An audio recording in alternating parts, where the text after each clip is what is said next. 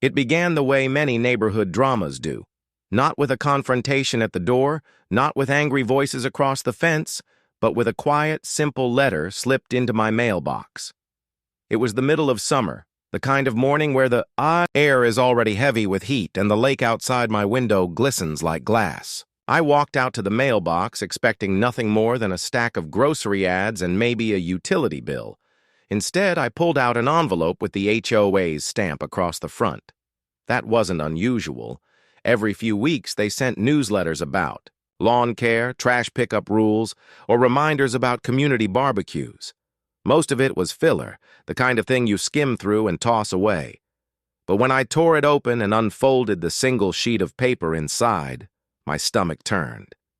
It wasn't a newsletter. It was a violation notice. According to the letter, my boat, the boat I had tied neatly to my dock behind my house, was unsightly and unauthorized. They claimed it violated HOA regulations and had to be removed immediately. The letter demanded I move it within 7 days or face escalating fines. At first, I thought it had to be some sort of mistake. My family had lived on this property for decades.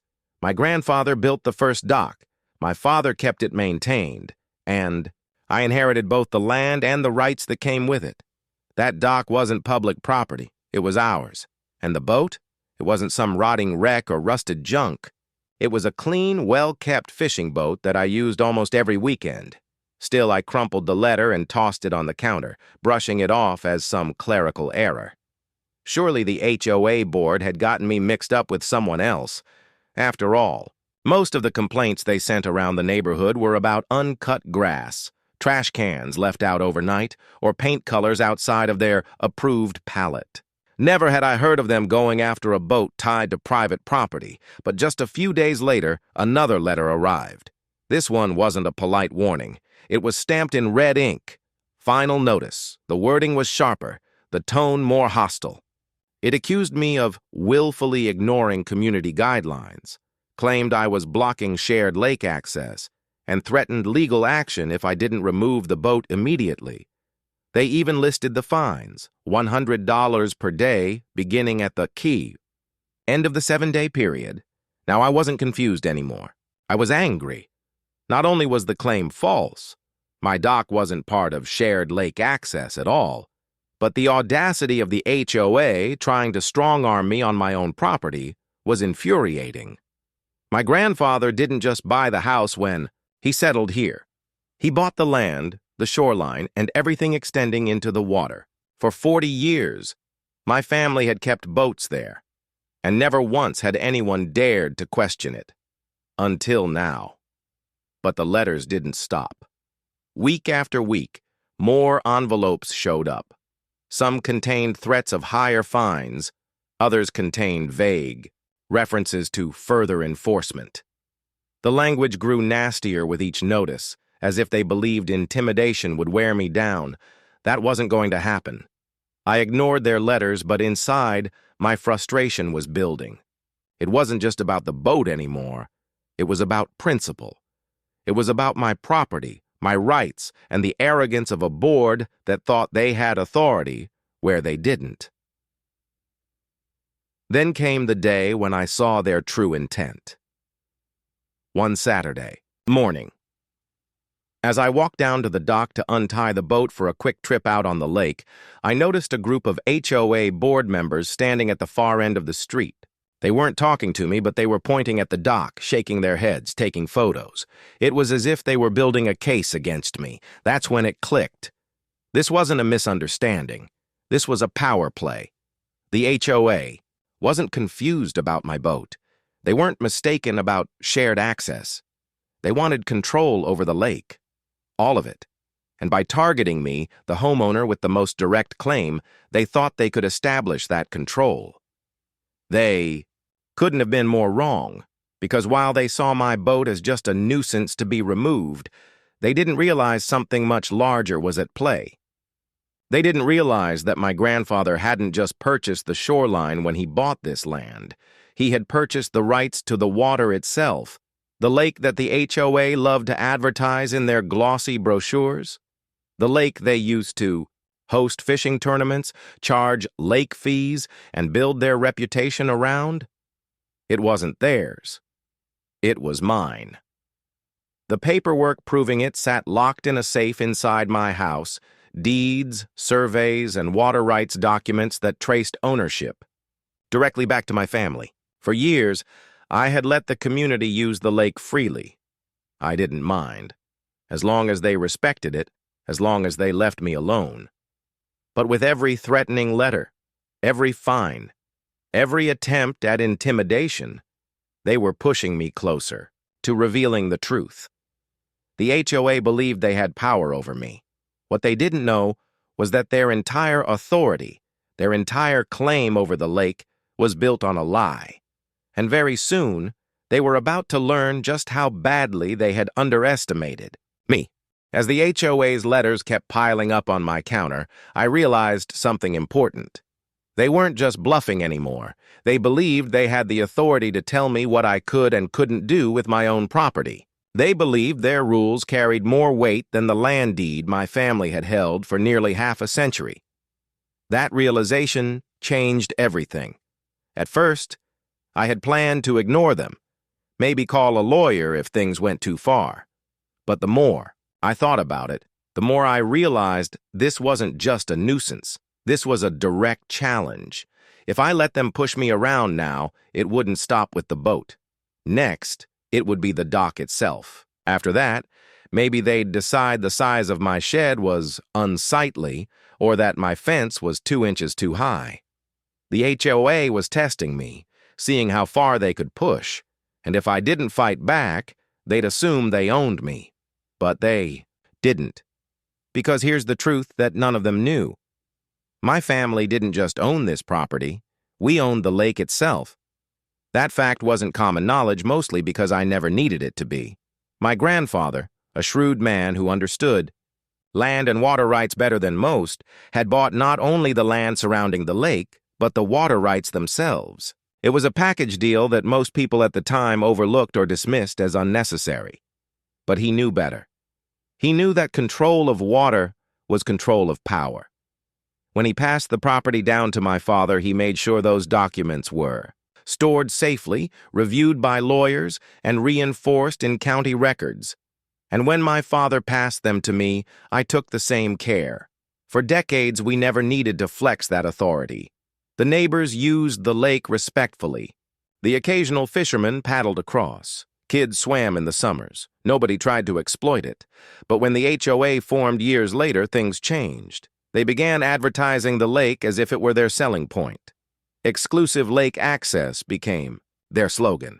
They charged new homeowners fees for maintenance, even though they did none of the upkeep. They rented out spaces for fishing tournaments, collected money for boat permits, and used the lake as leverage to boost property values. I watched it all quietly, shaking my head at the absurdity of it. But as long as they left me alone, I didn't care. Let them collect their little fees. Let them pretend. The lake was still mine, whether they acknowledged it or not. But when they came after my boat, the illusion shattered. They thought they were untouchable, that their rules applied to everyone without exception. They believed the lake belonged to them simply because they said so. What they didn't realize was that their entire operation, their entire authority, was built on land, or rather, water, that they didn't own. I decided then and there it was time to remind them, but I didn't want to reveal my hand too soon. Instead, I let them dig their own hole deeper. I let the fines stack up. I let their angry letters grow bolder. I let them march around with clipboards, whispering about violations and community standards. The more they pushed, the more evidence I would have when the truth came out.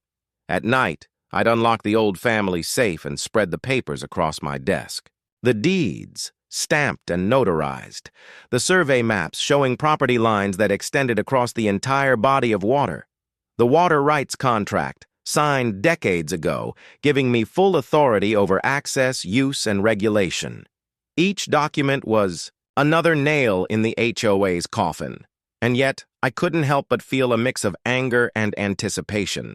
Anger because they had the audacity to threaten me over something I not only had the right to do, but had allowed them to do for years. Anticipation because I knew the moment was coming when I would flip the script, and the fallout would be catastrophic for them. The lake wasn't just some pond in the backyard. It was the crown jewel of the neighborhood. Without it, the HOA had nothing. Property values would plummet. Their tournaments would vanish. Their fees would dry up. Their entire identity as a lake community would collapse overnight. And all it would take was one simple reveal. One letter from me with the attached deeds, one announcement at a board meeting, one decisive stroke of truth. But I wanted to time it perfectly. I wanted them to be at the height of their arrogance, completely convinced they had me beaten. Only then would I pull the rug out from under them. So I waited. I watched. And I let them think they were winning. The next board meeting was scheduled for the following month. I circled the date on my calendar. By then, they would have added up weeks of fake fines against me, and they would no doubt plan to shame me publicly in front of the other homeowners. What they didn't know was that by the end of that meeting, the entire room would turn on them. Their power would evaporate, their lies would be exposed, and I would reclaim in one brutal stroke everything they thought they could take from me. The HOA thought they had authority over my boat. They had no idea I had authority over their entire lake, and the best part? I hadn't even played my first card yet. The weeks leading up to the next HOA board meeting were tense. Every time I checked my mailbox, there was another envelope waiting for me. The fines they claimed I owed had grown ridiculous. Hundreds of dollars, then thousands. They spoke, as if they already had me cornered, as if my silence was proof of surrender. But what they mistook for silence was really strategy. I wasn't ignoring them. I was building a case. Every letter, every violation notice, every threat of further enforcement, I kept them all, stacked neatly in a binder. Evidence, proof of their arrogance. It didn't take long for them to escalate beyond paper. One morning, I heard the rumble of a heavy truck outside my home. When I looked out the window, I saw a towing company pulling into my driveway. Behind them was an HOA board member, clipboard in hand, pointing toward my dock. I walked outside calmly, binder tucked under my arm. The tow crew eyed the boat, their winch already ready to roll. The board member smirked like he had already won. But when I approached the crew and showed them the deed, their expressions changed instantly. I explained that the dock and the boat were on private property protected by legally recorded ownership. If they touched it, they wouldn't just be towing a boat. They'd be trespassing, liable for damages, and possibly facing a lawsuit. The tow truck driver frowned, glanced at the board member, and then back at me. After a tense silence, they shut off the engine, packed up their gear, and drove away. The board member, red-faced and furious, shouted that this wasn't over. But I knew in that moment that I had won the first round. They couldn't touch my boat without exposing themselves to legal risk. And the tow company wanted no part of it. Still, the HOA didn't back down. Instead, they doubled their efforts. At the next community newsletter, my name was plastered across a page labeled Violation Spotlight. They accused me of repeated non-compliance and claimed I was setting a dangerous example for other residents. They urged neighbors to speak out against disruptive behavior. It was laughable, really. They were trying to turn the community against me, painting me as some sort of rebel neighbor threatening the harmony of the neighborhood. But behind the scenes, whispers began spreading. Some neighbors approached me quietly, curious about what was really happening. A few admitted they were suspicious of the HOA's sudden obsession with me. Others confessed they'd always wondered why the HOA acted like they owned the lake when legally no one was ever sure who did. I kept my answers vague, but I let just enough slip to plant doubt in their minds. Let's just say, I told one neighbor with a knowing smile, the HOA might not have as much power as they think. By the time the board meeting rolled around, the tension in the community was palpable. People wanted answers. and the HOA was eager to provide a show. The meeting was held in the clubhouse, the one overlooking the lake. Rows of folding chairs were filled with homeowners, many of whom glanced at me as I walked in, binder under my arm. The board sat at the front table, smug and self-assured. They wasted no time calling me out. The president cleared his throat and announced to the room that I had refused to comply with repeated violation notices, that I owed significant fines, and that further legal action was imminent. He spoke with authority, as though the case was closed. Then he looked at me and said, "Would you like to explain yourself?" The room went silent. I stood slowly, opened my binder, and let the stack of violation letters fan out across the table, in front of me. The board members smirked, assuming I was only here to beg for forgiveness. Instead, I began reading aloud, not from the letters, but from my deed, the exact legally recorded language that outlined my ownership. I read the property survey maps. I read the clause detailing water rights. I read the signatures of county officials and lawyers confirming that the lake itself was private property, mine. At first, the board laughed, dismissing it as irrelevant. But as the pages piled up, as the seals and signatures became impossible to ignore, their laughter died. Murmurs rippled through the audience. Homeowners leaned forward, whispering to one another. By the time I finished, the board sat frozen, pale and speechless. The homeowners, on the other hand, erupted with questions. "Wait, the HOA doesn't own the lake? So where have all those fees been going? What gives you the right to fine him if he owns the water?" The board tried to regain control, banging their gavel, but the damage was already done. The illusion of authority had been shattered. For the first time, the community realized the truth. The HOA wasn't protecting the lake. They were exploiting it, and they had been caught. I left the meeting without another word. I didn't need to say more. The evidence spoke for itself. But as I walked home, binder under my arm, I knew this was only the beginning. The HOA wasn't going to accept defeat quietly. They had too much to lose, and their desperation was about to push them into even more reckless territory. What they didn't realize, though, was that the deeper they dug this hole, the harder it would be to climb back out. Because I wasn't just defending my boat anymore. I was preparing to take back the entire lake and end their charade once and for all. The morning after the board meeting, the neighborhood was buzzing. It was like a dam had cracked, gossip spilling across backyards, whispers traveling down sidewalks, neighbors stopping each other mid-walk to trade fragments of what they'd heard. The HOA had spent years convincing everyone they controlled the lake, that their rules and fees were what kept everything running smoothly. And in one night, that illusion shattered. By the time I went out to mow my lawn that weekend, 3 different neighbors had stopped by to ask the same question. "Is it true? Do you really own the lake?" I didn't brag. I didn't gloat. I simply nodded, calm and steady, and said, "Yes, the paperwork's been in my family for decades." Their eyes widened, and I could see the realization sinking in. All the money they'd paid to the HOA for lake access had been based on a lie. But while the homeowners were beginning to piece things together, the HOA wasn't ready to admit defeat. If anything, they were doubling down. A new letter arrived in my mailbox that week. It was longer than the others, full of legal jargon and pompous phrasing. They claimed my documents were outdated, that community ownership superseded individual claims, and that they would be reviewing the matter with their attorneys. It was a bluff, one I knew they couldn't back up, but it showed how desperate they were becoming. So I decided it was time to stop playing defense and go on the attack. I drafted a letter of my own.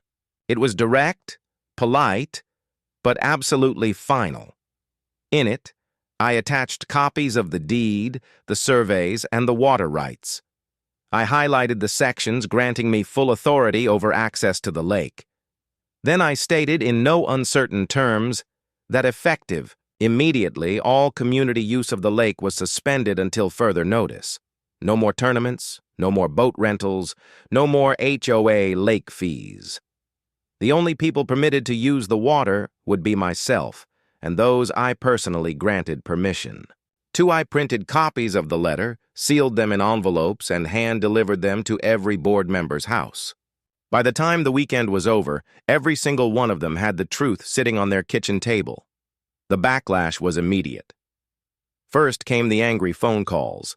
Board members left me voicemails dripping with rage, accusing me of being selfish and vindictive.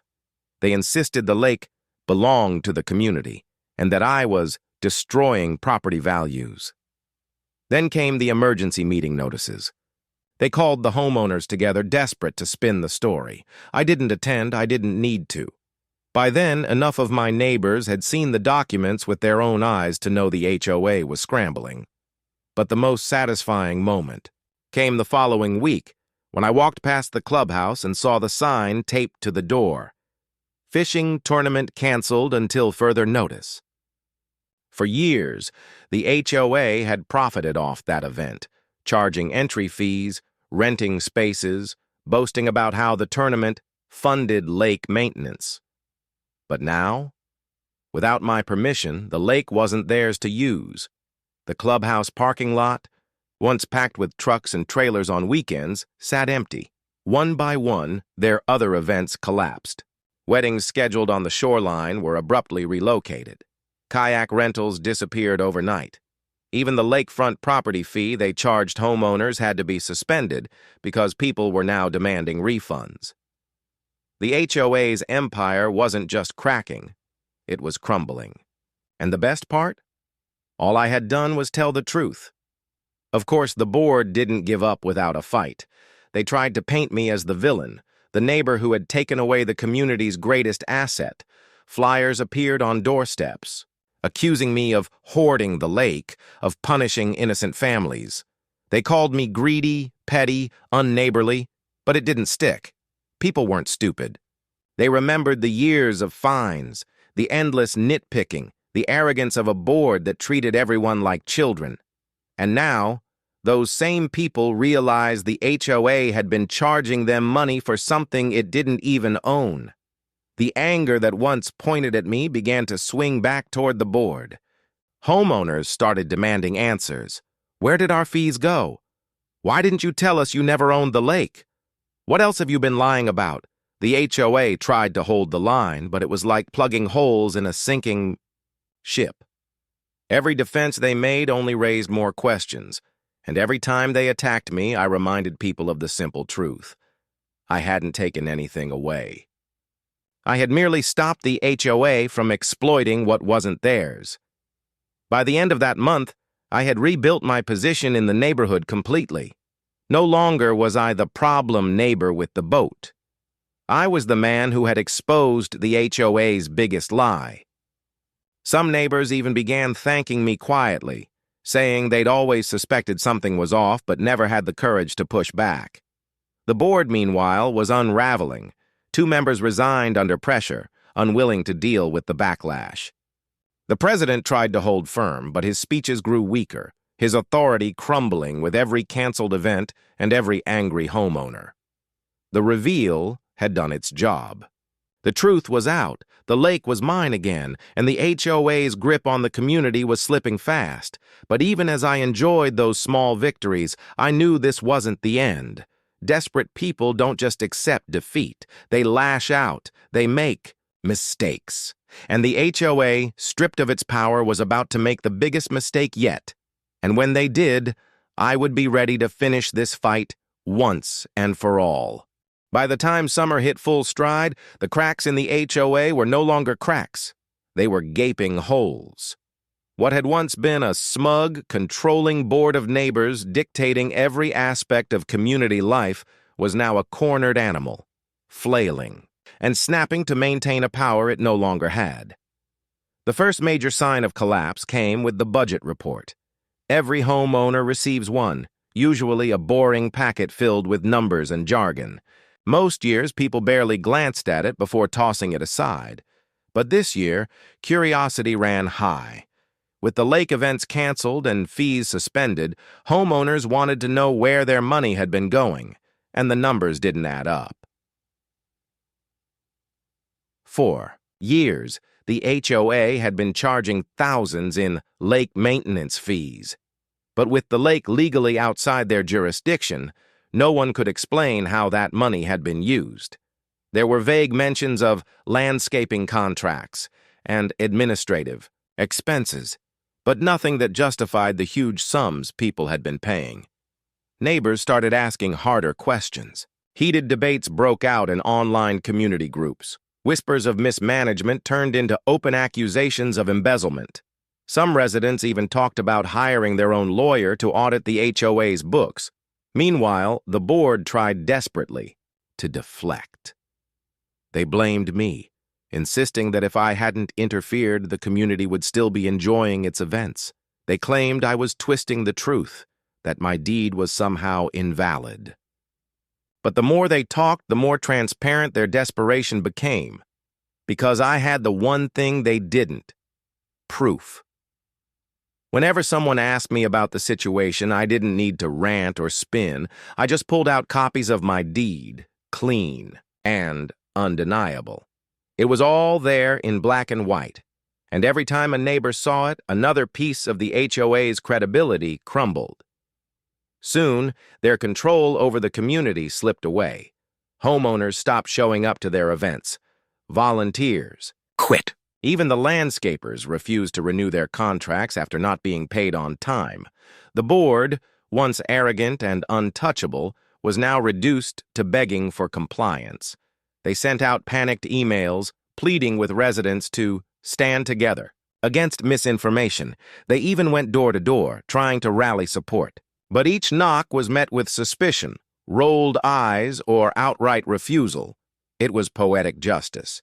But while the fallout was satisfying to watch, the HOA wasn't finished lashing out. One afternoon, I came home to find a bright orange notice taped to my front door. In bold letters, it claimed my boat was now officially impounded by the HOA and would be removed within 48 hours. At first, I laughed. After everything that had happened, after the documents, the meetings, the canceled events, they still thought they could bluff me with fake authority. But when I checked my dock, my laughter faded. Someone had tampered with the boat. The ropes securing it were cut halfway through, frayed strands dangling dangerously. If I had taken it out onto the lake without noticing, the lines could have snapped mid-use, sending the boat adrift. That wasn't a warning letter. That was sabotage. I reported the incident immediately. Not to the HOA, but to the county sheriff's office. I handed over the notice, the photos of the ropes, and copies of all the threats I'd received. The officer took one look at the binder of evidence and assured me they would be having a conversation with the board. Word of the sheriff's visit spread quickly. Neighbors watched as deputies knocked on board members' doors. The sight alone was enough to shatter any remaining illusion of their authority. If they'd hoped to intimidate me, they'd only succeeded in humiliating themselves in front of the entire community, and from that point forward, the tide fully turned. Homeowners began openly calling for resignations. Petitions circulated, demanding a vote to dissolve the HOA entirely. The very people who once paid dues without question were now marching to the clubhouse with pitchforks of paperwork, demanding answers. The board members started dropping like flies. One resigned after neighbors confronted her at the grocery store. Another quit after his own property was vandalized in retaliation. By the end of the month, only 2 remained, clinging desperately to their titles, sending out frantic emails no one bothered to read. And through it all, I stayed calm, steady, and unbothered. I still took my boat out on the lake every weekend. I waved to the same neighbors who once frowned at me, now smiling back with a sense of quiet respect. I hadn't just defended my rights, I had exposed the truth. And in doing so, I had freed The community from a corrupt system that had leached off them for years. The fallout wasn't just the HOA's downfall. It was the neighborhood's awakening. Of course, I knew this wasn't the end of the story. There was still the matter of what came next. Would the HOA collapse entirely? Would the homeowners reorganize under new leadership? Or would the community finally realize they didn't need a board to live peacefully by the lake? Whatever the answer, one thing was clear. The HOA's reign was over. Their threats, their fines, their smug sense of control, all gone, exposed for the hollow bluster it had always been. And as I watched the sun set over my lake, the water calm and golden in the fading light, I couldn't help but smile. For the first time in years, the lake was truly free. The collapse of the HOA should have ended with quiet resignations and embarrassed retreats. Most of the board had already fled, and the community was beginning to breathe again. But pride is a dangerous thing. And the two board members who remained weren't ready to let go of their illusion of power. They decided to go out swinging. It started with a letter, not the usual HOA stationery this time, but an official-looking packet stamped with the words, Notice of Civil Action. Inside was a lawsuit. According to the board, I was guilty of interference with community resources, loss of income, and damage to property values. They claimed my enforcement of lake ownership had cost the neighborhood irreparable harm, and that I owed the HOA, get this, $250,000 in damages. It was laughable. The documents were riddled with errors, amateur legal jargon cobbled, together from online templates. But the intent was clear. They wanted to scare me. They thought I would panic, settle, maybe even give them back some kind of access to the lake just to make the headache go away. Instead, I called my attorney. When he finished reading through the paperwork, he leaned back, smirked, and said exactly what I was already thinking. This isn't going anywhere. In fact, it's going to backfire. And backfire it did. At the first court hearing, the judge barely let their attorney finish before asking a simple question. Do you or do you not have documented ownership of the lake? The silence that followed was delicious. They tried to dance around it, claiming community usage rights, but I had already submitted my deed, surveys, and water rights as evidence. The judge didn't need more than a glance. Case dismissed, but it didn't end there. My lawyer filed a countersuit for harassment, legal fees, and damages related to the sabotage of my boat. With the sheriff's report in hand, we had more than enough evidence to push forward. Suddenly, the board wasn't just humiliated, they were financially cornered. News spread fast. The same neighbors who once rolled their eyes at HOA notices now traded stories about the court smackdown. Some cheered openly, others whispered, but the message was the same. The HOA was finished. The last two board members resigned within a week. Their final emails were bitter, blaming the community for abandoning leadership and warning that without them the neighborhood would fall into chaos. But no one bought it. If anything, people were relieved. The HOA charter dissolved. Quietly after that, there was no ceremony, no formal goodbye, just a line on a piece of paper filed with the county clerk, and the monster that had haunted our neighborhood for decades was gone. For the first time in years, there were no fines in mailboxes, no threats about lawn height, no passive-aggressive flyers taped to doors. Neighbors started talking to each other directly again, instead of through board mandates. Some even organized small events by the lake, not as fundraisers, not as profit machines, but as actual gatherings of friends and families. And me, I enjoyed every second of it. Every morning, I took my coffee down to the dock, sat by my boat, and looked out over the water. The same water my family had owned and protected for generations. The same water the HOA had tried to claim, twist, and exploit. Now it was mine again, undisputed, uncontested, and free of their greedy hands. The final blow hadn't just ended the HOA, it had restored balance to the community, but the sweetest part wasn't their collapse, it was the knowledge that they had destroyed themselves. If they'd simply left me alone, ignored my boat, and stayed in their lane, they might have kept their power for years. But they couldn't resist. Their arrogance, their greed, their obsession with control, it drove them straight into the ground. And as I sat there, watching the lake ripple under the morning sun, I realized something important. Revenge hadn't been something I had to take. It had unfolded naturally.